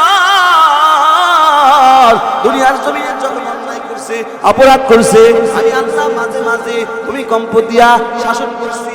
মা বাবা যেমন সন্তান যখন অন্যায় করে অপরাধ করে মাঝে মাঝে মা বাবা একটু ধমক দিয়ে শাসন করে, মাঝে মাঝে যদি ধমকে শাসন না হয় তখন মাঝে মাঝে মা বাবা সন্তানকে বেত্রাঘাত করে, একটু আঘাত করে। আল্লাহ তাআলা বলে ও নাফরমান, দুনিয়ার জমিনে তোমার বাবা মা মাত্র তোমাকে জন্ম দিছে, তারাই যদি তোমাকে অপরাধ না করার জন্য একটু শাস্তি দেয়, আমি আল্লাহ মাঝে মাঝে তোমাকে ভূমিকম্প দিয়া, ঘূর্ণিঝড় দিয়া, ঝড় দিয়া, বন্যা দিয়া, বিভিন্ন আযাব দিয়া, ছোট ছোট আযাব দিয়া তোমাকে শাস্তি দিয়েছিলাম, তোমাকে বুঝিয়েছিলাম যে আমি আল্লাহ তোমাকে শাসন করতেছি। তুমি ওই সময় শুনো নাই, ওই সময় মানো নাই, এখন আর মাফ হবে না, এখন আর মাফ করা হবে না। আল্লাহ তাআলা বান্দার চিৎকার আর শুনবে না। ফেরেশতারা এই বান্দাকে ৭০,০০০ শিকল দিয়া বেঁধে আর পরে জাহান্নামের দিকে নিয়ে যাবে। জাহান্নামী বান্দাগুলো চিৎকার মারবে আর বলবে আয় আল্লাহ, আমাদের আত্মীয় স্বজন এদের কাছে আমাকে যেতে দেন। আত্মীয় স্বজনের কাছে যাবে, মার কাছে যাবে, মা বলবে ইয়াউমা ইয়াফিরুল মারউ মিন আখি ওয়া উম্মিহি ওয়া আবি। মা বলবে দুনিয়ার মধ্যে তো আমি কোনো সন্তান জন্ম দেই নাই। ভাইয়ের কাছে যাবে, ভাই বলবে আমার তো কোনো দুনিয়ার মধ্যে ভাই নাই। স্বামী স্ত্রীর কাছে যাবে, স্ত্রী বলবে না আমার তো কোনো স্বামী নাই। স্বামী বলবে আমার তো কোনো স্ত্রী নাই, আমার তো দুনিয়ার মধ্যে কেউ ছিল না। যাদের জন্য গাড়ি করলেন, যাদের জন্য বাড়ি করলেন, যাদের জন্য হারাম কামাই করলেন, যাদের জন্য সুদ খাইলেন, ঘুষ খাইলেন, যাদের জন্য অন্যায় করলেন, যাদের জন্য আরেকজনের মাথায় বাড়ি দিলেন, যাদের জন্য আরেকজনকে কষ্ট দিলেন, এদের জন্য এত কিছু করলেন, আসলে ময়দানে একটা নেকের জন্য জাহান্নামী হয়ে যাইবেন। তাদের কাছে যাইবেন, এরা বলবে না আমি তোমাদেরকে চিনি না, দুনিয়াতে আমার কোনো আত্মীয় স্বজন ছিল না, দুনিয়াতে আমার কেউ ছিল না। মানু বলবে ইয়াউমা লা ইয়ানফাউ মালুহু ওয়ালা বানুন। মালও তোমাকে বাঁচাইতে পারবে না, তোমার ধন সম্পদ তোমাকে বাঁচাইতে পারবে না। আল্লাহ তাআলার রহমত, আল্লাহ তাআলার দয়া ছাড়া ওই দিন কোনো কিছুই কাজে আসবে না। এজন্য আল্লাহ তাআলা বলে বান্দা আমি আল্লাহ দুনিয়ার জমিনে তোমার জন্য রহমত। যতদিন পর্যন্ত দুনিয়ার মধ্যে তুমি আসো ততদিন পর্যন্ত আমি আল্লাহ তোমার জন্য রহমান, আমি আল্লাহ গফফার। আল্লাহ তাআলা বলে বান্দা তুমি যদি তোমার গুনাহের উপর অনুতপ্ত হইয়া, হাতের গুনাহ হয়েছে, পায়ের গুনাহ হয়েছে, চোখের গুনাহ হয়েছে, তোমার কানের গুনাহ হয়েছে, তুমি যদি এই গুনাহের উপর অনুতপ্ত হইয়া তুমি যদি আমি মালিকের কাছে হাত তুলে বলো মালিক আমাকে মাফ করে দাও, তুমি যদি সমুদ্র পরিমাণ তুমি যদি গুনাহ নিও আল্লাহর কাছে হাত উঠাও, পাহাড় পরিমাণ গুনাহ নিও যদি আল্লাহর কাছে হাত উঠাও, তুমি যদি আসমান আকাশ চুম্বি পরিমাণ গুনাহ নিও যদি আল্লাহর কাছে হাত উঠাও, আল্লাহ পয়গম্বর বলেন আত্তাইবু মিনাজ যামবি কামান লা যামবা লাহু। তোমার গুনাহগুলো আমি আল্লাহ এমন ভাবে ক্ষমা করে দেই, মায়ের গর্ভের থেকে যেমন শিশু মাসুম বাচ্চা দুনিয়ার জমিনে যখন ভূমিষ্ঠ হয় তার যেমন কোনো গুনাহ থাকে না, যখন তোমরা তওবা করো তখন তোমাদেরকে আমি আল্লাহ নিষ্পাপ মাসুম বাচ্চা বানায় দেই। এবার জান্নাতে যাওয়ার জন্য তো নেক দরকার। আল্লাহ তাআলা বলে, বান্দা তুমি তো একেবারে শেষ বয়সে তুমি তওবা করছো, এখন জান্নাতে যাওয়ার জন্য তো তোমার নেক দরকার। আল্লাহ তাআলা বলে, ইল্লা মান তাবা ওয়া আমানা ওয়া আমিলা আমালান সালিহা। আল্লাহ তাআলা বলে, পিছনে যত গুনাহ করেছো সমস্ত গুনাহের পরিবর্তে আমি আল্লাহ নেক দ্বারা ভরপুর করে দিলাম। কত বড় গুনাহগারকে আল্লাহ মাফ করে দেয়। হযরত মুসা পয়গম্বর আল্লাহর কাছে ডাক দিয়া বলে, মালিক আমার উম্মতের মধ্যে সবচাইতে বড় গুনাহগার বান্দাটাকে, আমি তাকে দেখতে চাই।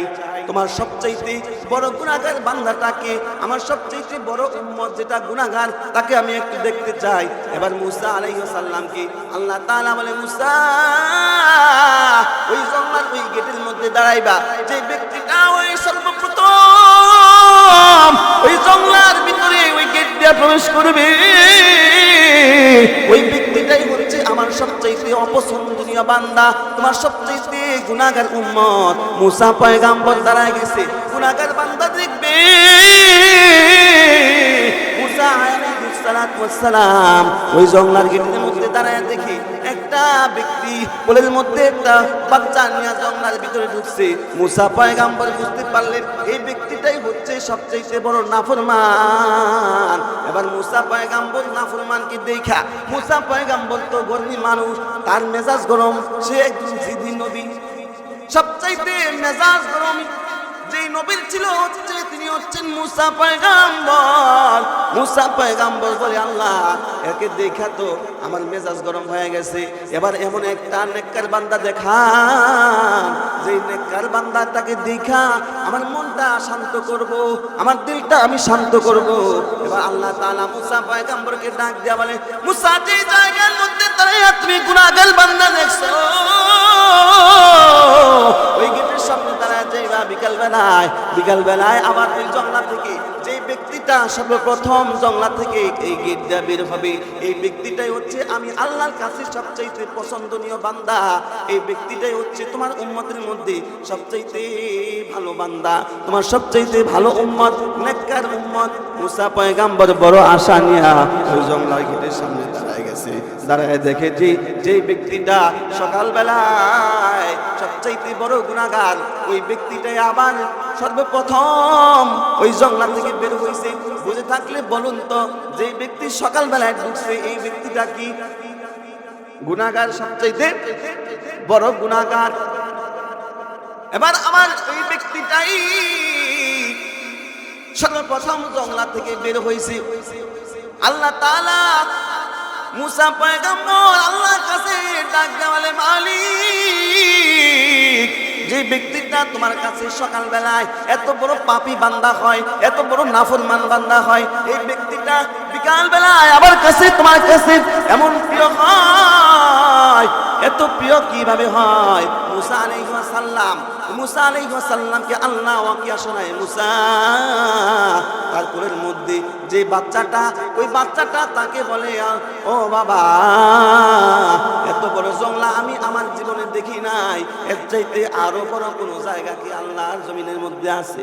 এবার তার বাবা বলে, হ্যাঁ বাবা, এর চাইতে আরো বড় হচ্ছে সমুদ্র। কি জঙ্গলা থেকে বড় হচ্ছে সমুদ্র, সমুদ্রের চাইতে আরো বড় হচ্ছে আল্লাহর জমিন। সন্তানটা ডাক দিয়া বলে, বাবা এর চাইতে আরো বড় কিছু কি আল্লাহর দুনিয়া আছে? কয় আছে। জমিনের চাইতে আরো বড় হচ্ছে আল্লাহর আসমান, এই আসমানের চাইতে আরো বড় কিছু কি আছে? এবার তার বাবাটা ডাক দিয়া বলে, ও সন্তান, জঙ্গলা থেকে বড় হচ্ছে সমুদ্র, সমুদ্র থেকে বড় হচ্ছে জমিন, জমিন থেকে বড় হচ্ছে আসমান, আর এই আসমানের চাইতে বড় হচ্ছে তোমার বাবার গুনাহ। আল্লাহু আকবার। আল্লাহ তাআলা মুসা পয়গম্বরকে জানিয়ে দেয়, মুসা যে ব্যক্তিটা তার গুনাহটাকে নিজের সন্তানের সামনে এত বড় করে দেখায়, তাহলে শুনে রাখো এই ব্যক্তি গুনাহ গুনাহটা যত বড়ই হোক, এই ব্যক্তির গুনাহটা যদি আসমান চুম্বীয় হয়, আকাশ চুম্বীয় হয়, আমি আল্লাহর ক্ষমাটা তার চাইতে আরো বড়। সুবহানাল্লাহ। আল্লাহ কত খুশি হয় বান্দা যখন তওবা। হাদিসের মধ্যে একটা ওয়াকিয়া টানছে, এক ব্যক্তি উট নিয়ে সফরে রওনা হয়েছে। মরুভূমির মধ্যে যখন গেছে, তো এই উটের মধ্যে সফর করার জন্য যে পানি ছিল, যে খাবার ছিল, এইগুলো নিয়ে যখন মরুভূমিতে গেছে, তখন এই ব্যক্তি চিন্তা করলো যে অনেক দূরে আসছি, তো একটু নাইমা একটু বিশ্রাম যখন নিছে, সে ঘুমায় গেছে। ঘুমায় যাওয়ার পর তার এই ওট, তার এই খাবার পানি সহ ওট এখান থেকে চলে গেছে। এখন লোকটা ঘুম থেকে উঠে সে চিন্তা করে, এমন এক জায়গায় এসেছি, যে জায়গায় আসার কারণে এখন আমার উভয় দিকের পথ বন্ধ। সামনে যদি আমি যাইতে চাই, সামনে রাস্তা চিনি না, যদি আবার পিছনে যাই, পিছনে যাইতে যাইতেও যেই সময় লাগবে, এই সময়ের মধ্যে আমি মারা যাব। এবার ওই লোকটা চিন্তা করলো, তাহলে ঘুমায় যাই। আবার সে ঘুমায় গেছে, ঘুমের মধ্যে আমার মৃত্যু হয়ে যাক। ঘুম থেকে আবার হঠাৎ করে জেগে উঠে দেখে ওই ব্যক্তির ওই উটটা, যে উটটা দিয়া সে সফর করে আসছে, এই উটটা আবার তার সামনে হাজির হয়েছে। এখন বলেন তো তার কাছে কেমন লাগবে? দিলের হালতটা তখন কেমন? এই ব্যক্তিটা ওট পাইয়া যতটা না খুশি হয়, এই ব্যক্তি পানিটা পাইয়া যতটা না খুশি হয়, এই ব্যক্তি খাবারটা পাইয়া যতটা খুশি হয়। আল্লাহ পাক রব্বুল আলামিন বলেন, বান্দা যখন গুনাহ থেকে ফিরে আসে, অপরাধ থেকে ফিরে আসে, অন্যায় থেকে ফিরে আসে, তখন আল্লাহ তাআলা এই ব্যক্তির চাইতে হাজার লক্ষ কোটি গুণে আল্লাহ খুশি হয়ে যায়। এখন এতক্ষণ পর্যন্ত যে সাক্ষীগুলোর কথা বলছি, যদি এইগুলো মনে রাখতে পারেন, যদি মনে করেন যে আমি যখন গুনাহ করি তখন জমিন সাক্ষী দিবে, যেই জায়গায় দাঁড়ায় গুনাহ করবো ওই জায়গা আমার বিরুদ্ধে সাক্ষী দিবে, আমি হাত দিয়া গুনাহ করবো হাত সাক্ষী দিবে, পা দিয়া হেঁটে হেঁটে যেই জায়গায় গিয়া গুনাহ করবো ওই জায়গা সাক্ষী দিবে, চোখের গুনাহ করবো চোখ সাক্ষী দিবে, কানের গুনাহ করবো কান সাক্ষী দিবে, ফেরেশতারাও সাক্ষী দিবে, আল্লাহ তাআলা নিজেও সাক্ষী হবে। যদি এইগুলো মনে থাকলে, যদি এগুলো মনে থাকে, তাহলে গুনাহ কমবে কি কমবে না? এগুলো মনে থাকবে তো ইনশাআল্লাহ। কতদিন পর্যন্ত বেঁচে থাকবো? যতদিন পর্যন্ত গুনাহ যদি বান্দার না থাকে, ওই ব্যক্তিকে আল্লাহ তাআলা ক্ষমা করে দেয়। যে ব্যক্তি আগে নামাজ পড়ে নাই, আজ থেকে প্রতিজ্ঞা করছে যে নামাজ পড়বো, আল্লাহ তাআলা বলে, বান্দা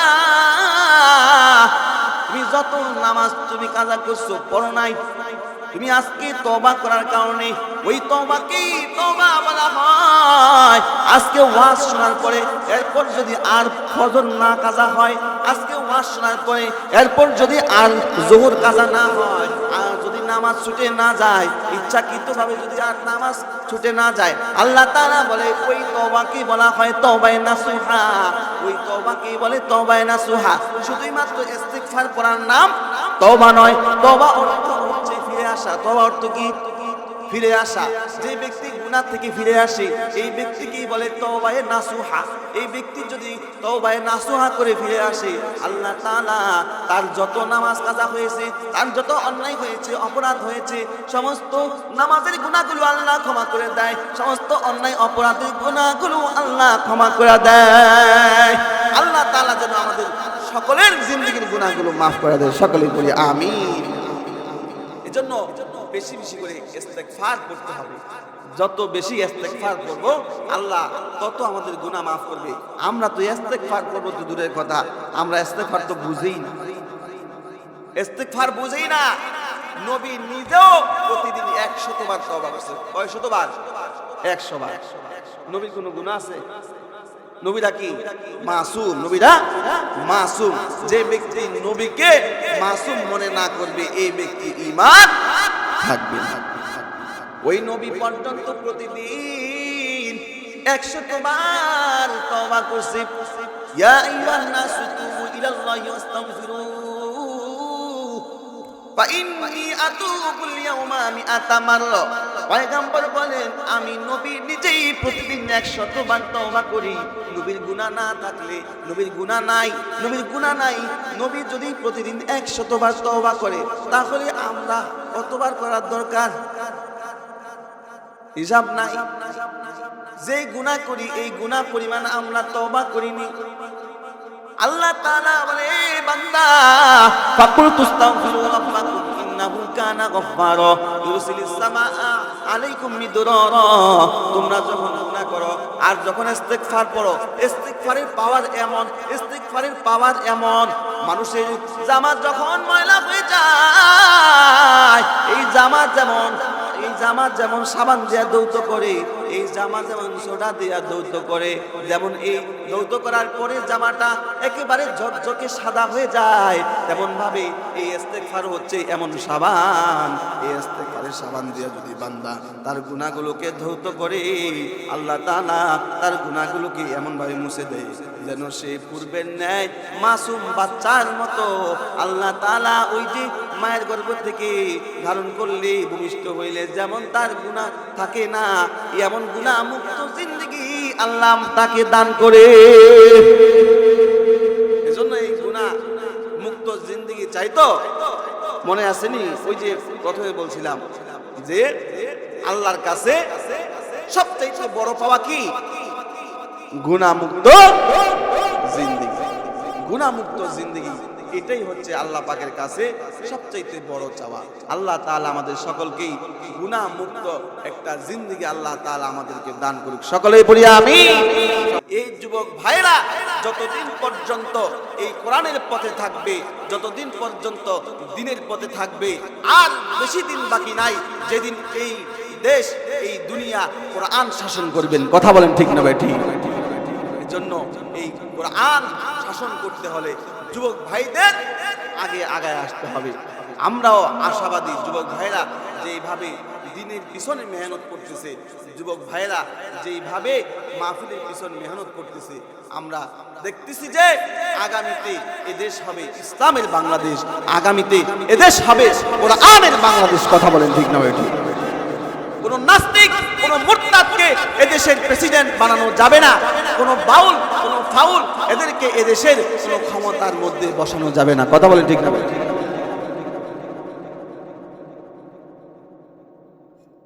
এজন্য এই কোরআন আমাদেরকে বুঝতে হবে, কোরআন আমাদেরকে পড়তে হবে। এই কোরআন অনুসারে যদি আমরা চলি তাহলে আল্লাহ তাআলা আমাদেরকে এই কোরআনকে সাক্ষী হিসেবে বানায় রাখবেন। কোরআন আল্লাহর কাছে সাক্ষী দিবে। ইকরাউল কুরআনু ফা ইন্নাহু ইয়াতি ইয়াউমাল কিয়ামাতি শাফিআন লি আসহাবিহি। এই যে আপনারা কোরআনের বয়ান শুনছেন, আল্লাহ তাআলার কাছে এই কোরআন হাসরের ময়দানে সাক্ষী দিবে আর বলবে, আল্লাহ এই বান্দা কোরআনকে হেফাজত রাখছে, কোরআনকে মাহফুজ রাখছে।